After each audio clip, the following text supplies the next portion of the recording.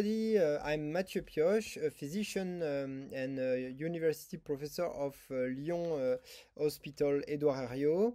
We performed a multicenter retrospective study about residual lesions after previous piecemeal EMR, and we aim to compare two different procedures to remove the residual lesion. We compared the patient treated by ESD procedure and the patient treated by EFTR using the Ovesco system FTRD. The aim of the study was to compare the rate of R0 resection, the safety, the effectiveness, and the duration of the procedure for all the residual lesions referred to our centers for whatever the type of resection, but for an endoscopic resection of the residual lesions. We are presenting now the results of the different techniques depending, for example, of the size, location, and the different parameters that are influencing the results of the study. Clara, one of our research fellows, will present you the result. A total of 2,075 patients were included in our study.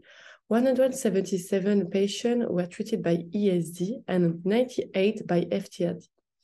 R0 resection was achieved in 83% in patients treated by ESD and in 77% in the FTRD group. Lesions treated by ESD were significantly larger compared with the FTRD group. According to the size, the R0 rate was higher in the ESD group, with 83% of R0 for lesions from 20 to 30 millimeters, compared to 57% of R0 rate in the FTRD group.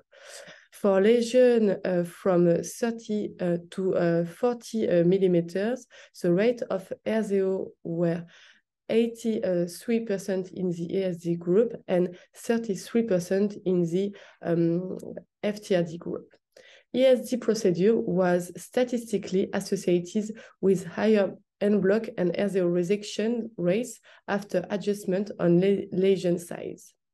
The adverse event rate was higher in the ESD group, 12% compared to 6% in the FTRD group, but mostly due to intraoperative preparation.